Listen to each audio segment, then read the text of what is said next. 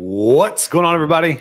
We are back at it for the John Deere Classic here for the On the Dot show. As always, with my man Teaser Nation, back after 2 weeks off.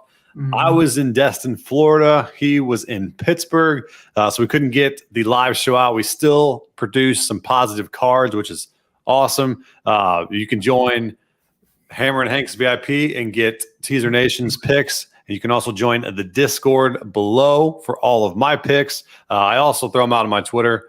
So just make sure you're following me at DotBets as well. And if you are on YouTube, appreciate you guys tuning in. Hit that like button, hit that subscribe button, and make sure you guys leave a comment and let us know who you guys are on for this Birdie Fest that we will dive into, and we'll give you guys some outrights, some top 20s, some placements, and we'll get you some DFS advice and who we're playing, who you should target, and who you should avoid. So, Teaser, how are we feeling this evening?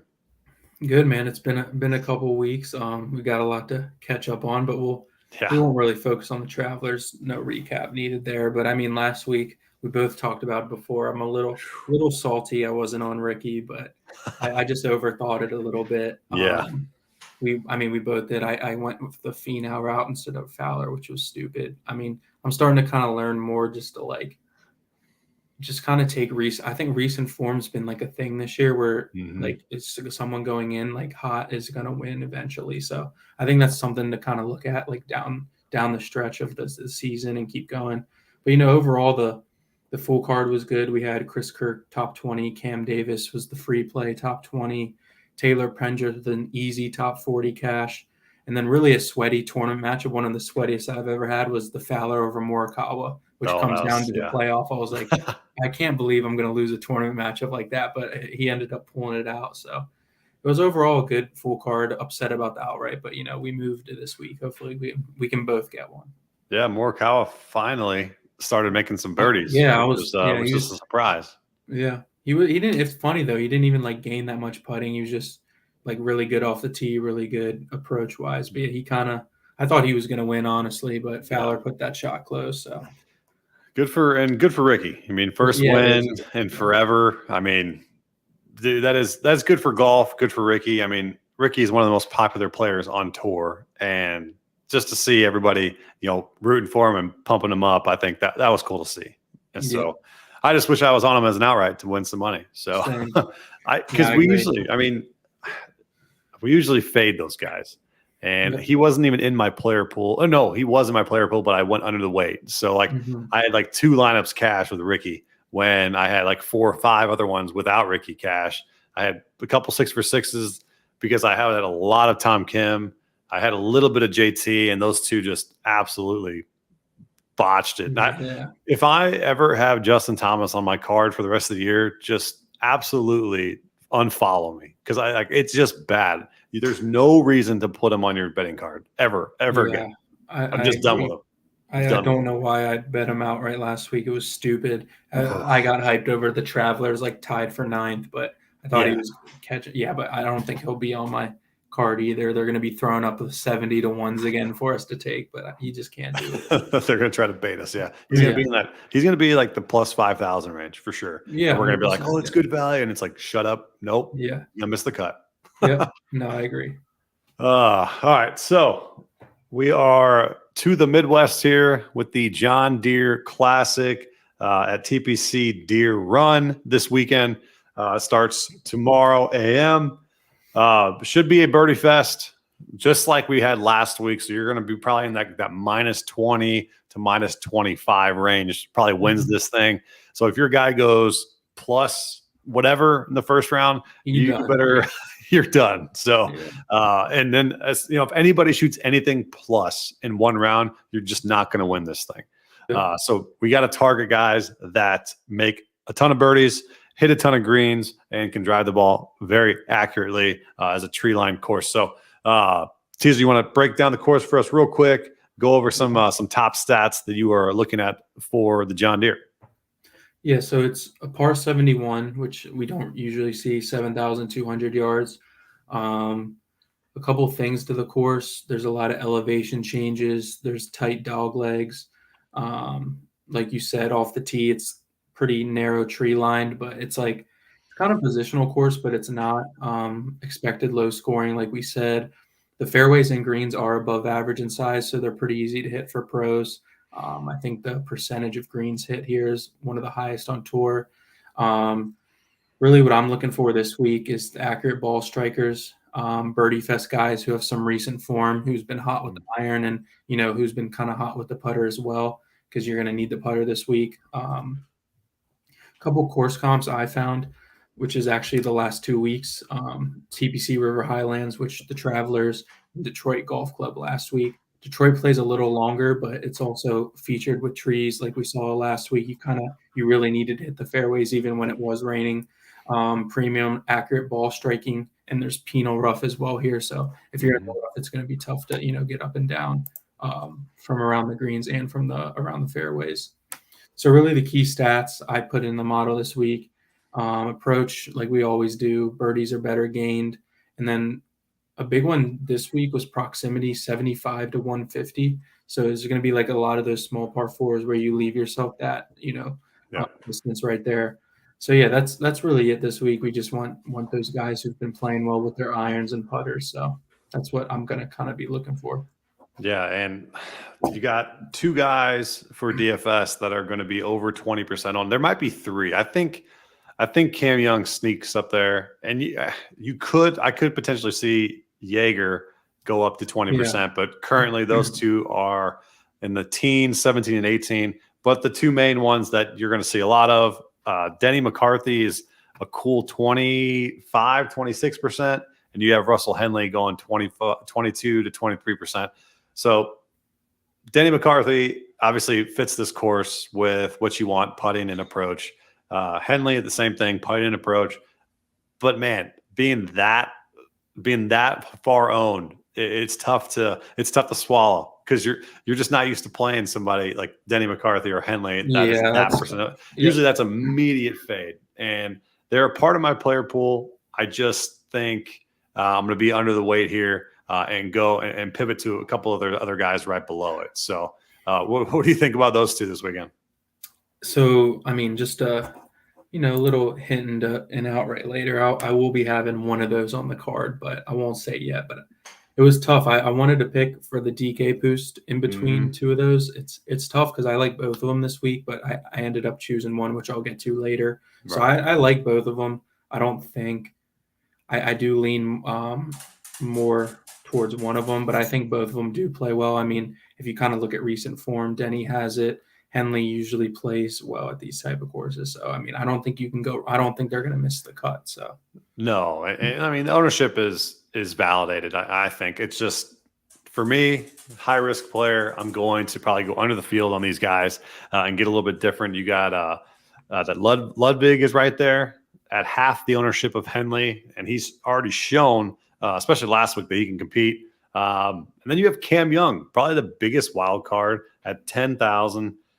If he's the third highest player in the field, but I think he's the most talented player in the field. You get some value there. It's going to be tough to trust him, though, as he's been all over the place. You got Adam Hadwin, who's been playing very, very good golf. Eric Cole, who I've seen a lot of. You have Keith Mitchell, Adam Schenk, Taylor Moore, Chris Kirk, and Emilio Agrillo. So those, I'm going to tend more towards the guys down below that. Then I would think more of McCarthy and Henley. But it's a really soft pricing week on DK, so you should be able to get who you want in your lineup. I don't think you have much. And if you want to be a little bit different, maybe save maybe $100 or $200 or so. But yeah. So that's my strategy with those 2 top dogs this week. I do like both of them, and I can't bash anybody that's on them. It's just hard for me to fathom to play 30%, 40% to get double the field. If you want to go that route on Henley and get 50%, it's like, I'm not doing that. No way. Right. All right. So we want to go into some of our placements that we got for, you got top 40s this week? I don't. You can roll with those real quick. All right. So we'll go into some of mine here really quick, because we got the top 40 market is basically long shots. Like, I mean, complete long shots. The top 20 market is where you're going to find a lot of value. And I'll give you guys my top 3 in both of them. And I'll give you guys some guys that I thought about taking for the top 20 as well. But top 40, Dylan Wu absolutely is one guy that I was on first round leader. If you're in the Discord last week, plus 9,000, he ended up tying for -7 with like 7 other guys, but we did not get it because it was Quest that got -8, wasn't it? I think it was Quest. Yeah. So. Yeah. I think he was tied, right? Yeah. Quest got it at like -8, I think. Yeah. So we would have split it about like 7 or 8 different guys, but it was plus 9,000. So we will have some first round leaders as well later on in the show. But so Wu plus 110 for 1 unit. Then I'm going to go to the guy who was the first round leader last week, Peter Quest. He impressed me a lot. I think his game, if you played well last week, I think this is going to suit those guys very, very well at plus 130. I saw it on DK was a plus 110 or plus 115. So that was on FanDuel, plus 130. But I'm going to go for a half unit there. And I'm still debating on my last top 40. I will release that. I'm just trying to see which guy, as I'm building lineups, kind of pops for me in the optimizer for me. So just trying to see who's kind of the most mispriced guy probably under like 6 or 7% to see who I want to take for that top 40 position. So you want to get into your top 20s? Yeah, I can throw a couple out. So I'm going to probably roll with 4 this week. The first one. So, I mean, I'll talk about, we already talked about this guy, but Russell Henley, I got it plus 110. That's, the guy I'm leaning towards more than Denny. Yep. I got this like early, I think yesterday, but it moved to minus 115 now. I don't know if I would take that, but plus 110 I had to take just at plus money. The model rank isn't too good. I don't know why, but it's 35th. He's 9th in strokes gain approach, 2nd proximity, 125, 150. So those are the 2 I'm really eyeing. Mm-hmm. The course history is there, which hasn't been too predictive at this course, but 2 top 15s. I always like to kind of look at the course history, recent form. He actually has 4 top 20s in a row, which is I was surprised to see. So he's hot right now. Hopefully he can make that 5 in a row. I think he's gaining a total of over 5 strokes in his last 5 starts total. This guy has elite approach play and, can always make birdies in bunches. Really with him, it's sometimes the putter that kind of holds him back. So hopefully, that's kind of on this week and he can, keep playing well. So you can, you want to switch off or just want You said Henley there, right? Yeah, Henley. Yep. Yeah. So I know we just talked about these guys, but I'm going to go Denny McCarthy because he's plus 100, 1 unit play here. I think it's not free money because obviously we're gambling here, but man, Henley and McCarthy should finish top 20. They should. They should be competing all weekend long. McCarthy has 3 top 20s in a row as well. 2nd at Memorial, 20th at the U.S. Open, and 7th at the Travelers. And little course history, he got 6th here last year, missed the cut in 2 previous years, then also finished 34th in 2018. I mean, he's just one of those typical players that you really want here. I think I'm fading him in DFS, but obviously there's value here in his top 20. So don't get it twisted if you guys are thinking I'm fading him completely. It's just, as a DFS player, you got to see, a little bit more chalk than normal. It's just it screams fade to me, or be under the field's percentage for me. So McCarthy plus 100 for 1 unit. So you got the other one? Yeah. So I'll go to my next one here. So really, you probably, if anyone watching, if you are on Twitter, you're a big golf, you've probably seen this guy, bet a lot this week, but it's Adam Schenk. And I guess I got plus 150 on DraftKings. I mean, for good reason though. Everyone's on him. I mean, Yep. I know he's your guy. You've been kind of cashing with him T40s and stuff like that. But yeah, I mean, he's been really good this year. The model rank 14th, so he's been good over his last 50 rounds. 9th in birdies are better gained. 14th strokes gained par 5 and 24th ball striking. He has 2 top 10s here as well. We looked at that before. So, he plays well. His recent form, he's been playing really well. 7 strokes total gained in his last 5 starts, which is really good. So, yeah, I think the top 20 should be fairly simple for him too. I mean, he's been playing really well, like I said. So hopefully, he can kind of be up there, and then I might have him as outright as well, but we'll get to that later. Yeah, so I was on his outright last week. We had a little bit of a sweat. Yeah, plus 6,000, trying to see if we could get there. He just had a terrible third round. Third round. That's kind of like Taylor Moore too. It was just that third round got both of them. Yeah. Yep. So that's where fate goes back to me. I was on his top 20 last week. I'm going to go back to him again this week, plus 150 for a full unit. I got him at plus 240 last week. So almost, going to plus 150 this week. I think in a weaker field, man, he's definitely got a chance to win it again. I'm not taking this outright, but I do like his recent form. He's also played pretty well here. Remember, last 2 top 10, 6th and 4th. Just a guy, solid approach play, can get out with the putter. Definitely someone that you want to target this week. Once again, like our formula has been all season long, go back to those guys because they will go off for sure. Mm-hmm. I'll go right to my last one here, and this is the cover boy. I'm double dipping on this guy, Emiliano Grillo. He just screamed at me as soon as I just looked at the odds. I said, I got to take him. I got to take him here. Plus 165 for a whole unit here.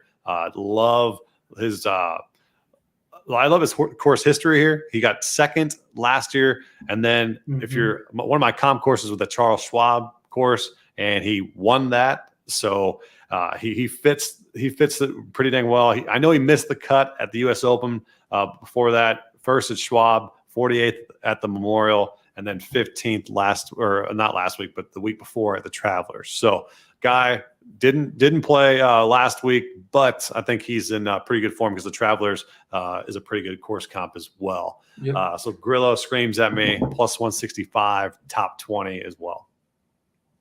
You got 2 more top 20s? Yeah, I got 2 more. I'll go over real quick. This is just kind of like a recent form bias of last week. I was on him last week outright, didn't really get it done for us. And that's Taylor Moore. He's plus 170 on DraftKings. Last week he played really good except the Saturday round, which is fair. He was in the final round. He didn't play too well. He didn't go as low as he needed to. But yeah, last week Detroit Golf Club is a good comp course here. He gained, I think, almost 13 strokes total, so he played pretty well. The only thing was he didn't really gain with the putter, but I kind of watched him a lot last week. He looks pretty good. He looks in form. He kind of runs hot and cold. He's won this year already. So, he's also came in 24th here last year. So it's not a top 20, but he was right there in kind of contention for it. So I like him as well this week. And then my last one, I kind of pivoted off of Eric Cole, actually. I was going to do him, but I pivoted to Ches Reavie, plus 250. So yeah, we kind of talked about him before. He doesn't have the greatest course history here, which is kind of scary, but he's another guy in good form. We saw him at the Travelers. He kind of didn't do. Keegan just kind of ran away with it. He kind of held his own on the weekend. Ches Reavie, he went low. He's another guy who he can only really compete in Birdie Fest and weaker fields. So we can take him this week. I'm sure he'll go low. 8 under 1 round. So that puts us in right there for top 20. The model has him 15th, third strokes gain approach. So he's been great with his irons, and then he's also 10th in par 3 scoring right now. So that's another big key here. There's a couple par 3s here that you kind of need to capitalize on. So if you're scoring there and beating the field, that's good to get strokes on them in par 3s. So those are my top 20s this week. Reavie was on my card, and then I took him off. I'm probably gonna regret it. Yeah. But he's gonna be in my DFS pool for sure. I don't think he's very high on. Let's see real quick. what he is. Reeve, 11%. So he's in that value range there for sure. But a couple guys in the top 20 that I hadn't take, but I really think they got some good value here. Lucas Glover, plus 260. Mm-hmm. Guy that's played exceptionally well here that I didn't even mention to teaser, but JT, is it Poston? Yeah. Poston, he's played really well here if you look, a big course history guy. And then you also have Alex Smalley at plus 180, who I think has got pretty good potential this week. A guy that I'm targeting more in DFS than the betting market, though. But yeah, those are some the top 20 is loaded with value. So if you like a guy, that's probably where you're going to see the best value. Top 40s, you're going to really have to think of some long shots to get right there. But yeah, the outrights, it's a wide open field. There's a ton of outright value as well. I have nobody below plus 3,300. So I'm going to give those three out. I know you're going you're going on my side right there. You're going to get a little bit more conservative there. You want to give out one of your outrights? Yeah. I mean, we already talked about this guy. I'm not going to go too much more into him. But Russell Henley, I think he was 16-1 when I got him, but I got the DK boost, so I got 19. I think he's 14 now, so you can get 17 with the DK boost. Either way, I still like it. Kind of already talked about him. He shows up in these kind of birdie fest things, so I like him this week. And then I'll throw up one more, and then you can give a couple. So yeah, we talked about this guy a lot, Chris Kirk. I've been kind of the Chris Kirk whisperer this year. You know, I was on his win, top 20 last week. A couple top 20s he's had this year I've been on. You know, I don't know. I just kind of, you know, feel when he's kind of playing well. He's 35-1 on DraftKings, which is, we talked about it. He always seems like kind of in that range, like disrespected really, because I think he should be in the 20 range this week, maybe low 20s. So I think there's like a lot of value there, even if you don't love him this week. I think just going off the value, it's there. 4 top 30s and 6 starts here. So, I mean, not too great, but, I mean, he's making the cut, which is what we'll take. 14th last week, like I said, and 9 strokes in total he gained. So he's coming off a hot week. Hopefully he can kind of carry that over here this week. And little backstory here. I'm looking through the odds all day long, and I'm like, man, Kirk is just like screaming at me.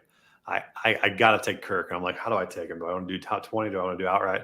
And I waited until pre-stream when I'm talking to Teaser, and he's like, I like Kirk. I was like, yes. I said, I'm in. We're doing it. So as soon as Teaser said he was on Kirk, I took the outright. I did plus 3,500. What did you get him for? 35. 35. Okay. Yeah, I did 0.25 units there on 35-1. If you just look at this weak field and you look at some names that they should be up there, he's one of them for sure. He's one of the most elite guys in the field. I mean, if he ends up winning it, I would not be 0% of me would be shocked. 0%. Yeah. Obviously, if you miss the cut, I would be a little bit more shocked for sure. But yeah, Chris Kirk fits it for me. Guy that just it was something like Grillo, where it's like, okay, those guys just like screamed at me as soon as the lines hit. But yeah, so Kirk for sure, and then the other one, my long shot plus 7,000 here. We're gonna go Nick Hardy, and that is basically a hometown outright right here. He's from the area, and he is going back to one of his favorite tournaments. He says he loves playing here, and he's got pretty good form every single time he's played since 2017. He's finished higher, 55th, 43rd, and then 30th. So maybe this week he gets up to that top 20, gets up to that top 10, and gives us a pretty good scare. A guy that's played this course numerous times. You know, I plus 7,000. I'll put 0.15 units on him. A nice long shot with some different qualitative stats there with the hometown there. And then obviously Cover Boy, I'm on Grillo. I'm using my plus 300 DK surge on him. So we'll go 3,300 plus 33-1 on Grillo, 0.25. Grillo double dipping on the top 20 as well. Did that with Tom Kim last week, so he's probably going to miss the cut just like Tom Kim. But I don't see how he does. His great form. Man, he fits this course to a T. I mean, I'm going to be very, very heavy on Grillo in DFS. He's 18%, but he's one of those guys I don't think he's going to get steamed. I think he might go slightly in the opposite direction as guys go towards Jaeger, because you can save $400 there, and then you can go up and get Cam Young. But what we got? Who else is right next to him? Oh, Kirk, Seamus Power, Poston. You got Smalley, Taylor Moore, Shank. I mean, that's why I think he's currently at 18, but I think he's going to go a little bit lower there as people kind of build around Shank, Moore, Kirk, those guys that pivot around them. So great pivot there for Grillo and DFS. Then we'll give you guys some sleeper picks real quick in DFS. I got two more outrights. I'll throw out. You're gonna give them all? I love it. Yeah, I'll give them all.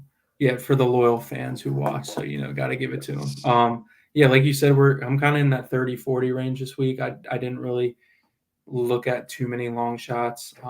Adam Shank, we talked about 35-1 as well.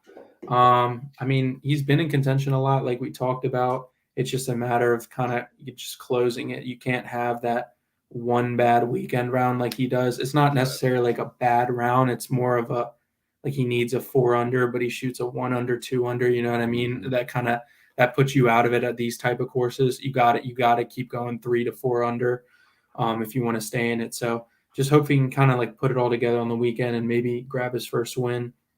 And then this one guy, he's been kind of hyped up this week. I'm just going to throw like a small outright on him. I got 40-1 on Eric Cole.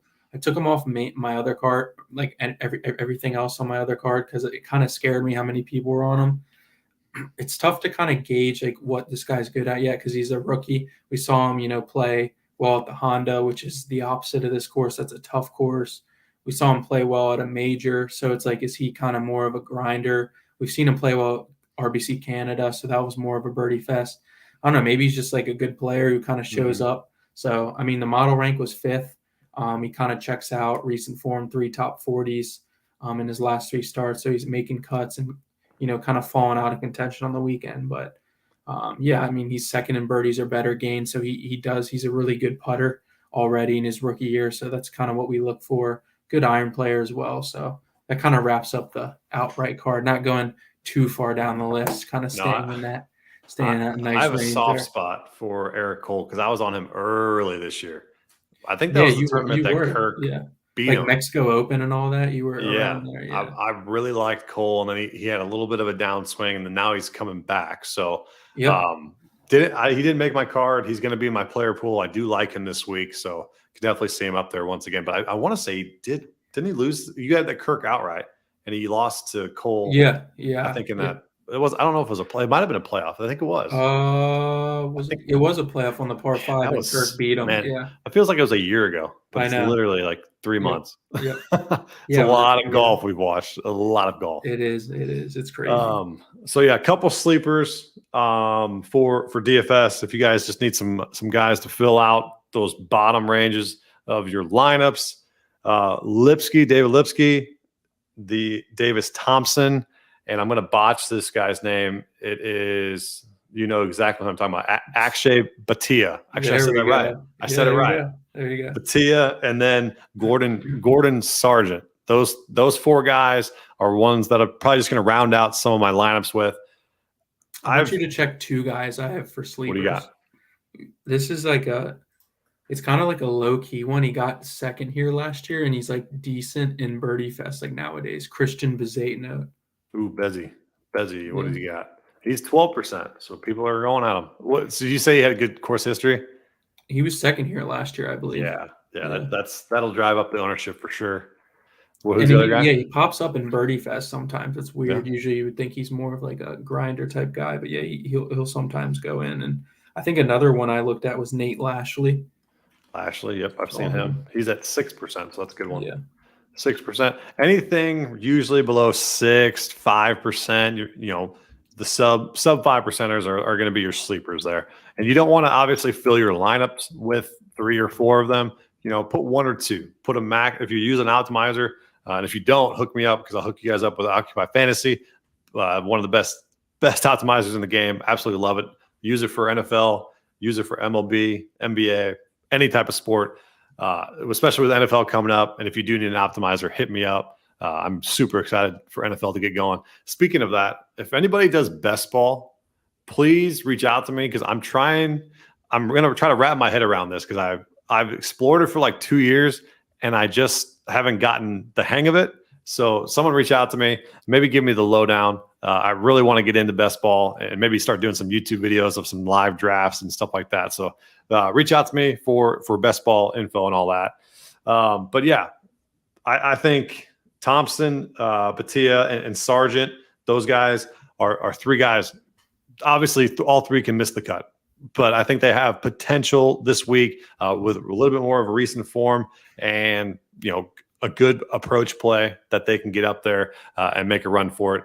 Do you got any first round leaders you want to throw out there to end the show? I saw Steven Yeager a lot, but I don't even think I like that. But I mean, I'll say Steven Yeager. He can sometimes go low. He almost won me a good amount of money last week on DFS because he was sub 10% owned and he had that 62 or 63. And I just needed Taylor Moore to absolutely go off as well. And if Taylor Moore would have won it, I would have won, I don't know, a couple grand or something like that. It'd been nice. Yeah, he goes like 6 under, like he's always like 1 or 2 back of like kind of, first round leader. So I don't hate that. Mm-hmm. Another one I'm kind of looking at if I'm scrolling through DraftKings right now. I don't know. It's crazy going down this list. Maybe Ches Reavie, a flyer down there. It's tough, man. First round leader. I don't know.